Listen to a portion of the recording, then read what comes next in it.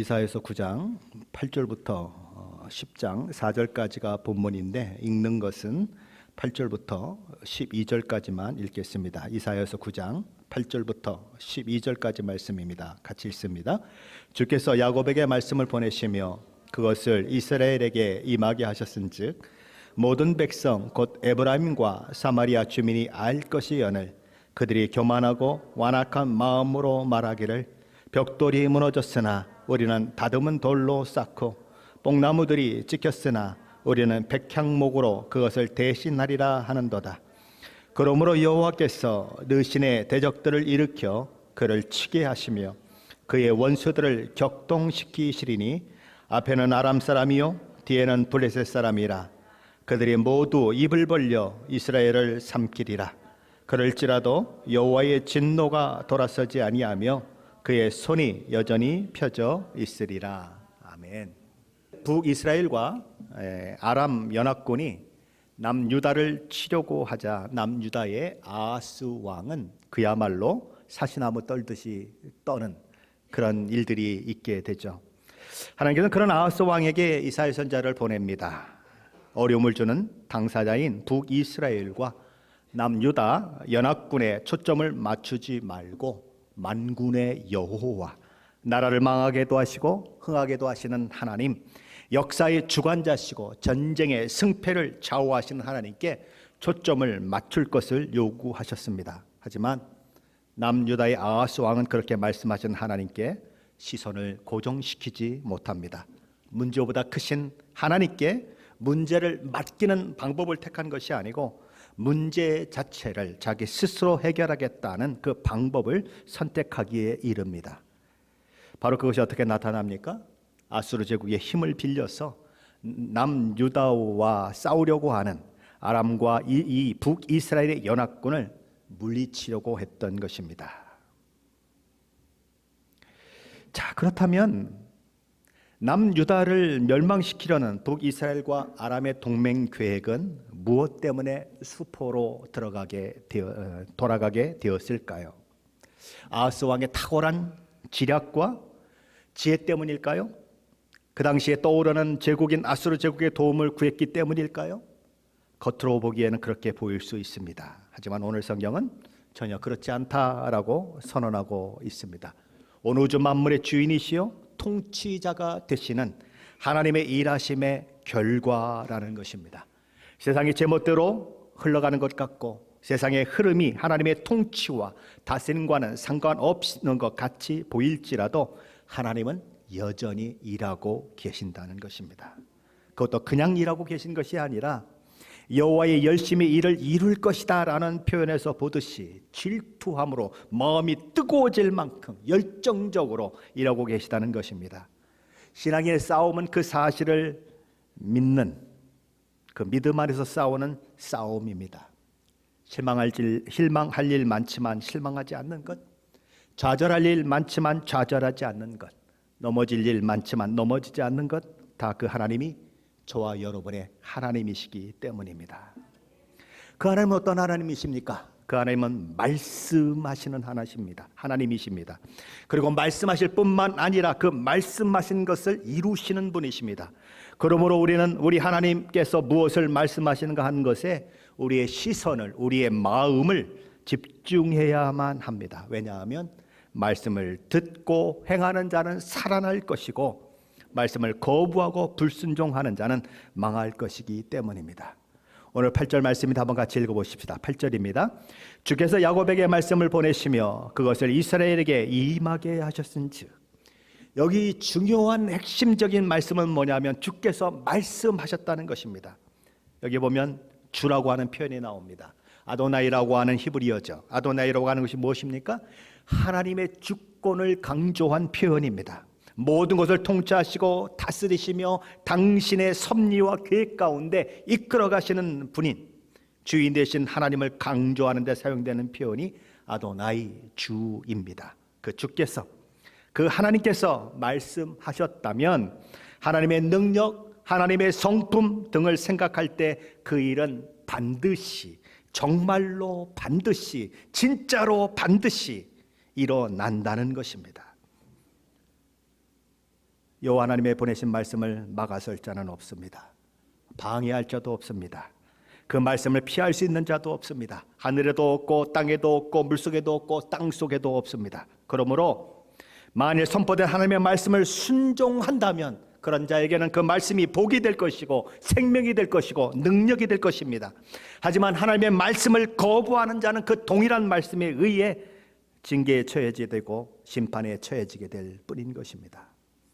오늘 본문은 선포된 하나님의 말씀을 거부한 이스라엘 백성들이 심판을 만나게 되는 그것을 4가지 단락을 통해서 우리에게 선포하고 있습니다. 그런데 이 4개의 단락들이 한 단락이 끝날 때마다 반복적으로 마치 후렴구를 반복하듯이 하는 말씀들이 있는 것입니다. 이사야서 9장 12절에도 그렇고 17절에도 그렇고 21절에도 그렇고 이사야서 10장 4절에도 후렴처럼 똑같은 말이 반복적으로 나옵니다. 그게 뭘까요? 그럴지라도 여호와의 진노가 돌아서지 아니하며 그의 손이 여전히 펴져 있으리라 라고 하는 말씀입니다. 하나님이 한 가지 심판을 예고하시고 징계를 예고하셨는데 그 징계가 선언되고 그 징계대로 모든 일이 되어졌지만 그럼에도 불구하고 하나님의 진노가 돌아서지 않는다는 것입니다. 그의 손이 여전히 올려져 있어서 그들에게 심판을 계속적으로 내리려고 한다는 것입니다. 하나님께 내리시는 첫 번째 심판은 이스라엘이 민족적인 재난을 당하게 될 것이라고 하는 심판입니다. 먼저 오늘 본문 9절 말씀입니다. 한번 같이 읽어봅니다. 9절 말씀입니다. 모든 백성 곧 에브라임과 사마리아 주민이 알 것이거늘 그들이 교만하고 완악한 마음으로 말하기를. 무슨 말입니까? 이스라엘 백성들은 이미 경험했다는 것입니다. 이미 어려움을 겪었고 고난을 겪었고 전쟁을 겪었고 재앙을 겪었습니다. 그래서 하나님께서 그들이 순종하지 않을 때에 어떻게 행하시는지 이미 다 알고 있습니다. 경험을 통해서 경험했기 때문이죠. 그런데 하나님의 권위와 의도를 거부하면서 교만하고 완악한 마음으로 하나님의 말에 순종하는 것이 아니라 하나님이 이렇게 말씀하셨는데 자신들의 말을 쏟아내고 있다는 것입니다. 오늘 보면 10절 말씀도 한번 같이 읽어보십시다. 10절 말씀입니다. 벽돌이 무너졌으나 우리는 다듬은 돌로 쌓고 뽕나무들이 찢겼으나 우리는 백향목으로 그것을 대신하리라 하는도다. 하나님의 심판에 의해 벽돌로 지은 것들이 무너져 내렸습니다. 벽돌이 무너지는 일은 적들이 침입해 들어와서 무너뜨릴 수도 있고 또는 지진이나 이런 것들이 나서 무너질 수도 있는 것이지요. 무엇에 의한 것이든 그 일이 일어난 일은 하나님의 심판의 결과라는 것입니다. 이럴 때 그들은 어떻게 해야 합니까? 어떻게 해야 하죠? 회개하고 돌이켜야 합니다. 그런데 그들은 이렇게 말하는 것입니다. 그래? 벽돌이 무너졌다고? 어이 그럼 뭐 잘 다듬은 돌로 하면 되지. 까짓거 벽돌이 무너졌으면 번쩍번쩍하는 대리 속으로 다시 지으면 되지. 그랬다는 것입니다. 하나님의 심판으로 뽕나무가 뽑혀버렸습니다. 그렇다면 어떻게 해야 합니까? 심판의 목적이 회개에 있으니 하나님이 그렇게 심판하셨다면 당연히 회개하고 돌아가야 맞는 것이죠. 하지만 그럼에도 불구하고 이스라엘 백성들은 회개를 거부하며 이렇게 말하는 것입니다. 뭐? 뽕나무가 뽑혔어? 그럼 백향목으로 하면 되지. 초가집이 불탔어? 그럼 귀화집으로 하면 되지. 이렇게 이야기했다는 것입니다. 하나님이 회개를 촉구하시며 심판하시고 징계하셨지만 하나님의 심판과 징계가 전혀 먹혀들지 않는 그런 상황이 만들어졌다. 그런 것이죠. 만일 그들의 생각대로 벽돌이 다듬은 돌로 대신되고 뽕나무가 백향목으로 대신되는 그런 번영을 누리고 화려한 삶이 그들에게 주어진다면 그들은 어떻게 생각할까요? 그들은 보나마나 더 교만해지겠죠. 하나님의 말씀 아무 소용없어. 하나님 말씀대로 되는 것 아무것도 없어. 그렇게 얘기할 것입니다. 그러나 하나님은 그렇게 만들지 않겠다고 말씀하시는 것입니다. 그래? 너가 계속 고집을 부릴 거니? 너희가 계속 그렇게 불순종할 거니? 좋다. 그럼 내가 더 큰 재앙을 너에게 내리겠다. 오늘 보면 11절 12절입니다. 한번 같이 보시죠. 11절 12절입니다. 그러므로 여호와께서 르신의 대적들을 일으켜 그를 치게 하시며 그의 원수들을 격동시키리니 앞에는 아람 사람이요 뒤에는 블레셋 사람이라. 그들이 모두 입을 벌려 이스라엘을 삼키리라. 그럴지라도 여호와의 진노가 돌아서지 아니하며 그의 손이 여전히 펴져 있으리라. 하나님께서 교만한 이스라엘을 꺾기 위해서 르신의 대적을 일으켜 그들을 치게 하겠다고 선언하십니다. 르신은 아람의 왕입니다. 아람의 대적을 일으키겠다는 그런 말씀이죠. 아람의 대적인 아수르 제국을 일으켜 이스라엘을 치게 하시겠다는 선언입니다. 뿐만 아니라 지금까지 동맹군이 되어서 남유다를 함께 치려고 했던 아람이 배반을 해서 이제는 이스라엘의 적군이 되게 하시겠다라는 것입니다. 그것만이 아닙니다. 서쪽에 있는 블레셋마저도 이스라엘을 치는 적이 되게 하겠다라고 선언하십니다. 이스라엘의 사방팔방이 적으로 둘러싸이는 그런 일들이 있게 될 것이다. 그래서 이스라엘 운명이 어떻게 되는가? 그들이 모두 입을 벌려 이스라엘을 삼키는 일들이 있을 것이다 라고 선언되는 것입니다. 그런데 더 무서운 것은 무엇입니까? 그럼에도 불구하고 하나님의 진노가 거기서 그치지 않는다는 것입니다. 하나님의 말씀을 거부하고 교만하고 완악한 마음으로 행한 이스라엘을 향한 심판은 여전히 계속될 것이다. 왜냐하면 하나님께서 그들을 향한 진노의 손을 여전히 거두지 아니하시고 높이 쳐들고 계시기 때문이다라고 이야기하는 것입니다. 그래서 첫 번째 심판에 이어서 두 번째 심판이 예고되고 있는 것입니다. 하나님께서 내리시는 두 번째 심판은 이스라엘이 정치적으로 붕괴되는 그런 심판을 맞게 될 것이라는 것이죠. 그렇다면 왜 첫 번째 심판으로 그치지 않고 두 번째 심판이 또다시 선언되고 있는 것일까요? 그 이유가 13절에 기록되고 있습니다. 우리 13절인데 같이 읽어봅니다. 그리하여도 그 백성이 자기들을 치시는 자에게로 돌아오지 아니하며 만군의 여호와를 찾지 아니하도다. 매를 맞아도 징벌을 받아도 심판을 받아도 이스라엘 백성들은 그들을 회개케 하시기 위해서 매를 드신 하나님께로 돌아가지 않았다는 것입니다. 만군의 여호와를 찾지 않았다는 것입니다. 그게 두 번째 심판이 그들에게 내려지는 이유인 것입니다. 하나님의 심판으로부터 도망칠 수 있는 유일한 방법이 뭘까요? 어떻게 하면 하나님의 심판으로부터 벗어날 수 있을까요? 오직 한 가지밖에 없습니다. 하나님께로 돌아가는 것입니다. 하나님께서 돌아가는 것밖에는 없어요. 회개하는 자 앞에 주님의 진노는 눈 녹듯 녹아내릴 것입니다. 회개하는 자의 눈물 앞에 하나님은 한없는 긍휼을 베풀어 주실 것입니다. 매를 때리는 부모에게 잘못됐다고 빌면서 가슴을 파고들며 엄마를 꽉 안고 엄마 내가 잘못했어. 내가 너무 잘못했어. 엄마 나 용서해줘. 그러면서 우는 아기가 있다면 여러분 어떻게 하시겠습니까? 이놈이 하면서 띄워놓고 막 그냥 막 더 뭐 10대 100대 때리겠습니까? 아니죠. 그 아이가 그 마음을 가지고 나를 안는다면 그 아이를 안고 울지 않겠습니까? 하나님의 심판을 면할 수 있는 방법은 하나님의 가슴을 파고드는 것밖에 없어요. 아무리 도망쳐도 소용이 없어. 하나님을 어떻게 도망쳐요? 안 되는 것입니다. 하나님의 심판으로부터 도망칠 수 있는 유일한 방법은 하나님께 돌아가는 거예요. 그것밖에는 없는 것입니다. 주의 긍휼을 구하며 회개하고 돌이키는 것입니다. 그러나 이스라엘 백성들은 그러지 못했습니다. 하나님께 돌아가지도 않았고 하나님을 찾지도 않았습니다. 그래서 두 번째 심판이 그들에게 임하는 것입니다. 어떤 심판이 임하게 되었을까요? 14절로 16절 말씀인데 함께 읽어봅니다. 14절로 16절 말씀입니다.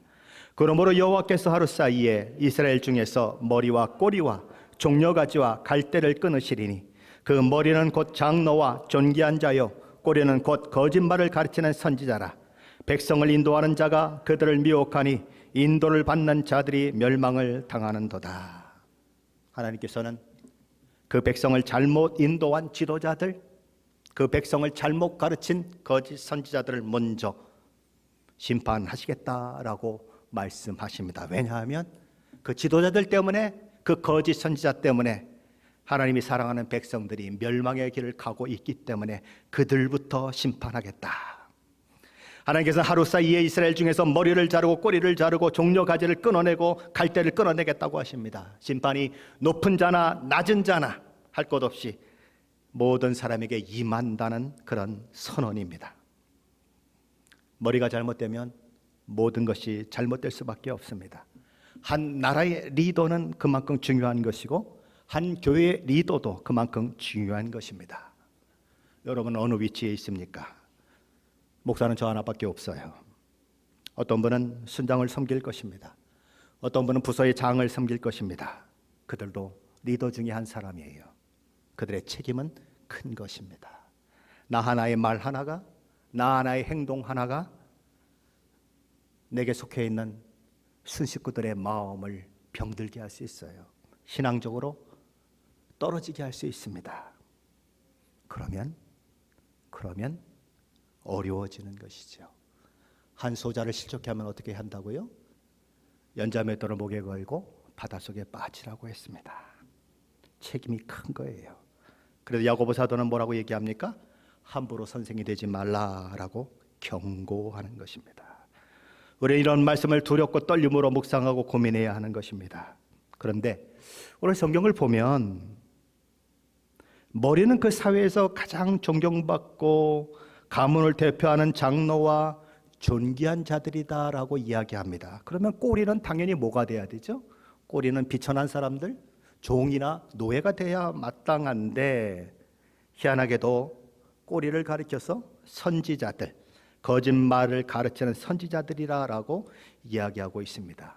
우리 하나님께서는 왜 그렇게 이야기하고 계실까요? 선지자는 전면에 나서서 두드러진 일을 하는 사람들입니다. 하나님께 선포하신 말씀을 더하거나 빼지 않고 액면 그대로 전해야 하는 사람들입니다.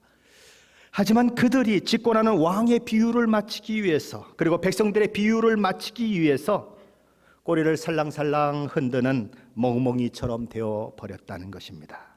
그래서 하나님의 말씀이 아닌 그들의 비유를 맞추는 말을 선포하는 그런 선지자가 되었다는 것입니다. 예를 들면 목사가 여러분의 눈치를 잔뜩 봐서 이 앞에서 마땅히 선포해야 할 말씀을 선포하지 못하고 살살살살살살 꼬리치는 것처럼 그렇게 말씀을 전해서 자기도 망하고 남도 망하겠다, 그런 얘기예요. 그래서 거짓 선지자를 꼬리로 그렇게 묘사하고 있는 거죠. 살살살살 꼬리치는 그런 멍멍이 같은 존재다, 그렇게 얘기하는 것입니다. 그렇다면 왜 그런 거짓 선지자들이 일어납니까? 왜 그런 지도자들이 일어납니까? 다만 지도자들만의 문제일까요? 아니면 다만 거짓 선지자들만의 문제일까요? 오늘 성경 그렇지 않다고 얘기합니다. 우리 17절 말씀인데 한번 같이 읽어봅니다. 17절입니다. 이 백성이 모두 경건하지 아니하며 악을 행하며 모든 입으로 망령되이 말하니 그러므로 주께서 그들의 장정들을 기뻐하시며 아니하시며 그들의 고아와 과부를 궁일이 여기지 아니하시리라. 그럴지라도 여호와의 진노가 돌아서지 아니하며 그 손이 여전히 펴져 있으리라.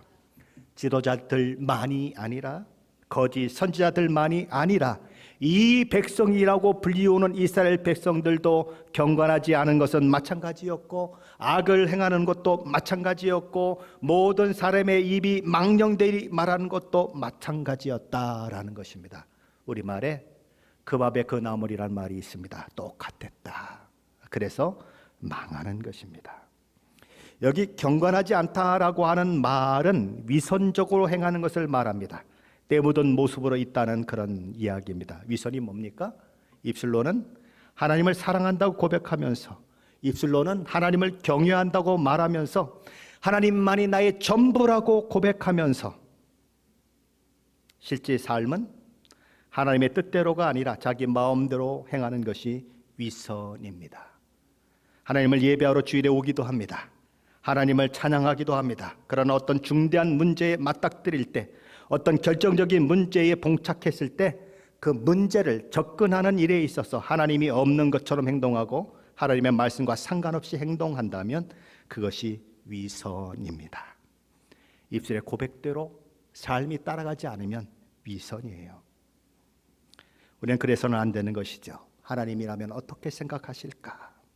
예수님이라면 이럴 때 어떻게 할까라는 생각을 가지고 고민하고 기도하고 행동하는 것이 필요한 것입니다. 그게 아니고 자기 생각대로 움직이면, 자기 자존심을 따라 행동하면 위선이 될 수밖에 없는 것이죠. 이스라엘 백성들이 그랬다는 것입니다.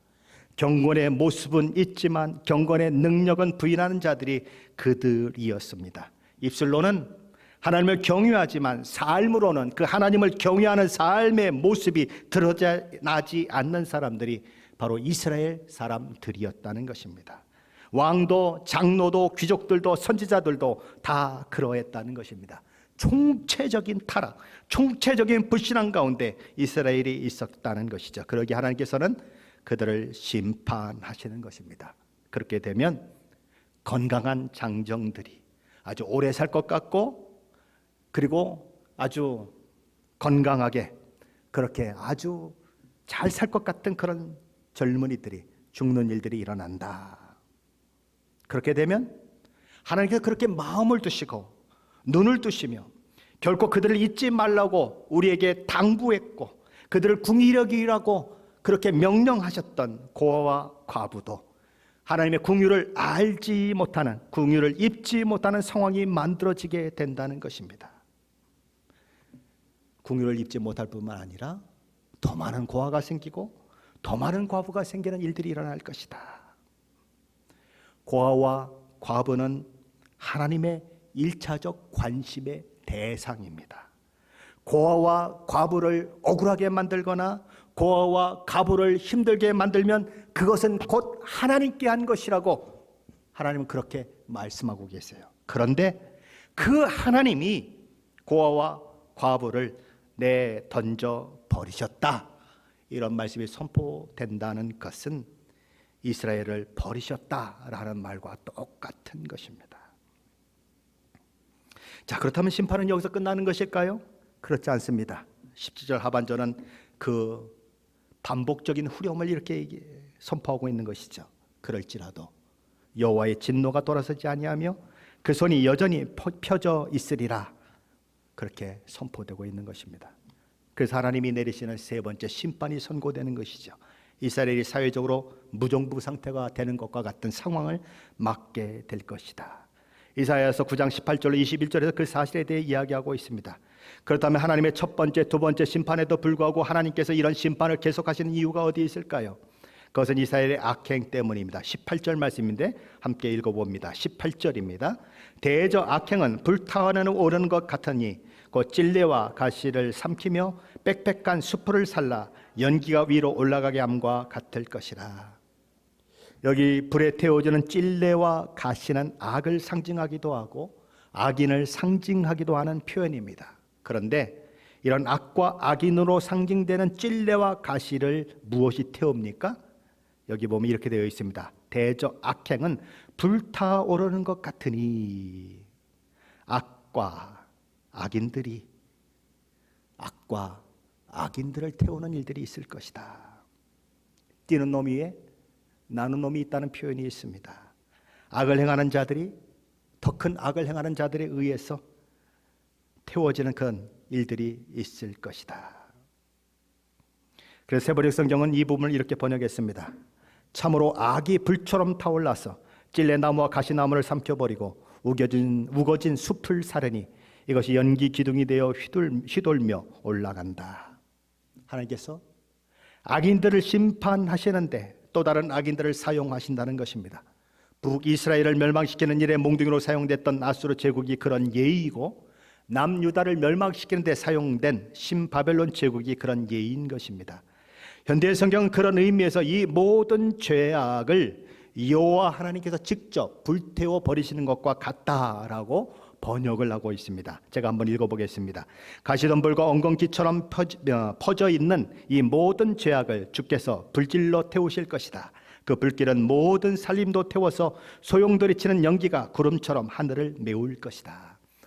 악인을 통해서 악인을 징계하시는데 그 모든 일들이 하나님으로 말미암아 되어진 것이기 때문에 하나님이 직접 불태우는 것과 똑같다라고 표현되는 것입니다. 그래서 이 두 가지 표현들이 번역본마다 다르게 나타나는 것입니다. 자, 그렇다면 악이 불처럼 타올라 악을, 그리고 악인을 태우는 이런 일들이 일어나게 되면 이스라엘에는 어떤 양상의 일들이 벌어지게 될까요? 이사야서 9장 19절로 21절 말씀인데 한번 같이 읽어봅니다. 19절로 21절 말씀입니다. 만군의 여호와의 진노로 말미암아 이 땅이 불타리니 백성은 불의 섭과 같을 것이라. 사람이 자기의 형제를 아끼지 아니하며 오른쪽으로 움킬지라도 줄이고 왼쪽으로 먹을지라도 배부르지 못하며 각각 자기 팔에 고기를 먹을 것이며 므낫세는 에브라임은 므낫세를 먹을 것이요 또 그들이 합하여 유다를 치리라. 그럴지라도 여호와의 진노가 돌아서지 아니하며 그의 손이 여전히 펴져 있으리라. 하나님과의 관계가 무너져 내렸습니다. 그랬더니 인간의 관계가 무너져 내리더라는 것입니다. 그래서 어떤 현상이 일어납니까? 사람들이 자기 형제조차 아끼지 않는 일들이 일어났다라는 거예요. 마지막 시대의 특징이 뭡니까? 사랑이 식어진다는 것입니다. 자기를 너무나 사랑한 나머지 다른 사람을 향한 사랑을 잃어버린 시대가 마지막 시대의 시대상입니다. 자기만을 위한 삶, 자기만 유익하면 되고 자기만 배부르면 되고 자기만 높아지면 된다고 생각하지만 결국은 어떤 일이 벌어지는가? 탐욕을 부려도 굶주리는 결과를 만나 결국 자기 팔을 뜯어먹는 일들이 있을 것이다. 서로가 서로를 향해 미움과 다툼과 증오의 마음을 품으로 끊임없이 다투는 일들이, 싸우는 일들이 일어나게 될 것이다. 여기 자기 팔을 뜯어먹는다고 하는 것은 사람들이 모두 제각 없이 서로를 착취함으로써 환난의 때에 자신의 힘이 되어줄 것을 사실상 갉아먹는다는 것입니다. 자기의 유익을 위해서 형제나 자매를 삼켜버리는 것은 곧 누구를 삼키는 것인가? 자기 자신을 삼키는 것이다 라는 거예요. 근데 그런 어떤 관계에서 그런 일들이 일어난다고요? 형제 자매의 관계에서, 한 아버지 어머니 밑에서 태어난 므낫세와 에브라임의 관계에서, 그리고 한 아버지 야곱과 그리고 라헬과 레아와 그리고 두 여종을 통해서 태어난 그들과의 관계 속에서 그런 일들이 일어날 것이다 라고 얘기하는 것입니다. 형제가 형제를 치고 자매가 자매를 치는 일들이 일어날 것이다. 오늘날로 말하면 교회에서 형제님 자매님 하는 그런 관계 속에서 이런 일들이 일어난다라는 거예요. 서로 뜯어먹다가 결국 자기 자신을 뜯어먹는 결과가 만들어질 것이다. 하나님과의 관계가 제대로 서 있지 않으면 이웃과의 관계도 제대로 서지 못하는 것입니다. 왜 서로 증오하는 일이, 왜 서로 다투는 일이 교회에서 일어날까요? 하나님과의 관계에 문제가 발생됐기 때문입니다. 성경은 말해요. 우리의 싸움은 혈과 육에 대한 싸움이 아니라 통치자들과 권세자들과 이 어둠의 세상 주관자들과 하늘에 있는 악한 영들과의 싸움이다라고 말해요. 그걸 잊어버리고 하나님과의 관계가 흐트러지면 서로 싸우는 일이 있다는 거죠. 앞에서 대장되는 사람이 전쟁터에서 들기 앞으로 그랬습니다. 그러니까 사람들이 와 하고 총을 들고 나가는데 갑자기 뒤돌아서서 막 갈기는 거예요. 팍팍팍팍 갈기는 거예요. 그럼 어떻게 돼요? 아군이 다 죽는 거죠. 그런 일들이 있다. 이 마지막 시대에 교회 안에서 서로를 향해 총질하는 일들이 있을 것이다. 아군을 향해 총질하면 아군이 망하는 것처럼 교회도 자기 사람들에게 총질하면 결국 교회도 망하는 거예요. 그런데 교회만 망하는가? 다른 사람만 죽이는가? 결국은 자기 팔을 뜯어먹는 행동이다. 오늘 본문은 그렇게 얘기하는 것입니다. 하나님께서 내리신 네 번째 심판은 이스라엘이 도덕적으로 타락함으로 인해 그에 상응하는 심판과 저주 가운데 있게 된다는 것입니다. 그 다음에 이스라엘의 도덕적인 타락은 어느 정도였을까요? 이사야서 10장 1절로 2절 말씀인데 함께 읽어봅니다. 이사야서 10장 1절로 2절 말씀입니다. 불의한 법령을 만들며 불의한 말을 기록하며 가난한 자를 불공평하게 판결하여 가난한 내 백성의 권리를 박탈하며 과부에 토색하고 고아의 것을 약탈하는 자는 화 있을진저. 한 나라의 왕이 해야 하는 일은, 특별히 하나님의 백성을 다스리는 이스라엘 왕이 해야 하는 일은 공평과 정의를 행하는 것입니다. 그런데 공평과 정의가 아니라 불의한 법령을 만들고 불의한 판결문을 기록해 놓음으로써 가난한 자의 억울함을 풀어주는 것이 아니라 오히려 학대하고 더 억울하게 만들고 백성들의 마땅한 권리를 저버리고 빼앗아 버리고 하나님께서 보호하라고 하신 과부를 억압해 오히려 재산을 탈취하고 연약한 고아의 팔을 비틀어서 그가 가진 작은 것조차 약탈하는 일들이 행해진다는 것입니다. 강한 자가 승리하는 세상, 그 모습이죠. 그리고 이스라엘의 법은 어떻게 만들어져야 합니까? 하나님이 주신 율법의 기초에서 만들어져야 합니다. 그럴 때 그 법이 바른 역할을 할 수 있는 거죠. 그들의 재판도 하나님의 의의 관점에서 행해져야 한다는 것이죠. 그런데 실제는 정반대의 일이 일어났다는 것입니다. 아모스 5장 7절은 이렇게 말합니다. 이런 자들을 가리켜서 정의를 쓴수고로 바꾸며 공의를 땅에 던지는 자들이다. 하나님의 백성인데 하나님을 닮지 않고 죽이고 멸망시키고 사기치고 속이는 사탄은 닮은 자들이 되었다, 그것입니다. 그러니 그런 사람들을 하나님께서 어찌 심판하지 않을 수 있느냐라는 것이죠. 그래서 어떻게 된다고요? 포로된 자보다 더 못한 신세가 되고 죽임을 당한 자보다 더 못한 신세가 된다라는 것입니다. 참 안타까운 현상이죠. 그런데 더 안타까운 것은 그럼에도 불구하고 이스라엘 백성이 여전히 회개하지 않고 버티기 때문에 후렴처럼 따라 나오는 하나님의 말씀이 또 선포된다는 것이죠.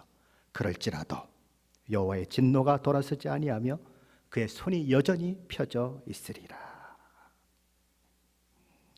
그렇다면 이런 메시지는 누구를 통하여 전달되고 있습니까?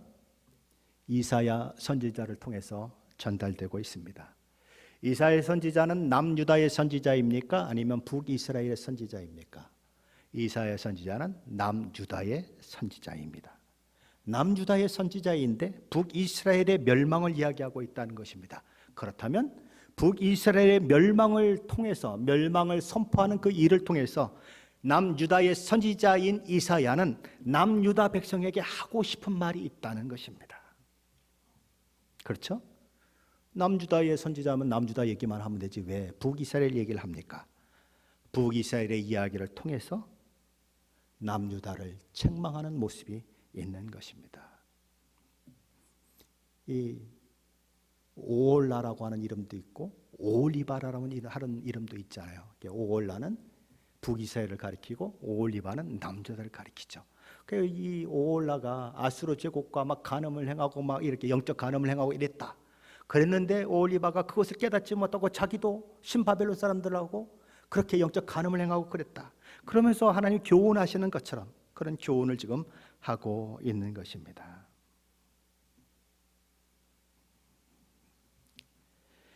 그것은 오늘 이 시대를 살아가고 있는 저와 여러분에게도 말씀하고 있다는 것입니다. 북이스라엘을 통해서 남유다 백성에게 말씀하는 것처럼 북이스라엘의 멸망의 사건을 통해서 오늘 이 시대를 살아가는 저와 여러분에게도 말씀하고 있다는 것입니다. 하나님의 작고 큰 징계와 심판에도 불구하고 계속 교만행을 행하고 악을 행한다면 매를 때리는 하나님께 회개하고 돌아가기를 거부하고 여전히 죄 가운데 행하며 경건과 거리가 먼 삶, 악을 행하며 입술로 망령된 말을 쏟아낸다면 그리고 하나님과의 관계가 무너져서 이웃과의 관계가 무너진 채 미움과 다툼과 증오의 마음을 품고 살아간다면 저와 여러분도 망한다는 것입니다.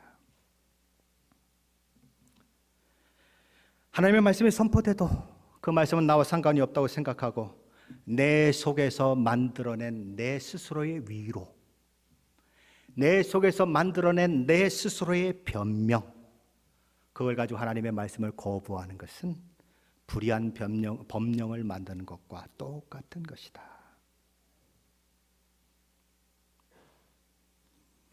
자기 자신을 그렇게 불의한 법령을 만들며 스스로 위로하고 나는 문제가 없는데 상대방에만 문제가 있다라고 생각하고 살아가는 사람은 소망이 없습니다.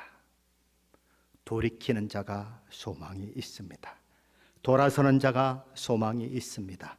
끊임없이 나 그러며 내 중심으로 파고드는 것이 아니라 하나님의 가슴으로 파고드는 자에게 소망이 있습니다. 우리 주님은 이 땅에 다시 오실 것입니다. 그리고 저와 여러분을 구원하신 하나님께서는 저와 여러분을 하나님의 사람, 예수의 사람이 되게 하기 위해 오늘도 엄청난 열심을 내실 것입니다. 하나님을 경외함으로 하나님과의 관계를 회복하십시오. 그리고 그 회복된 하나님과의 관계를 통해서 이웃을 바라보며 이웃과의 관계도 회복하십시오. 그리고 오늘 이 시대를 다시 오실 주님을 기다리며 위로는 하나님을 사랑하고 옆으로는 이웃을 사랑하며 살아가는 제가 되고 여러분 되시기를 예수 그리스도의 이름으로 간절히 축원합니다.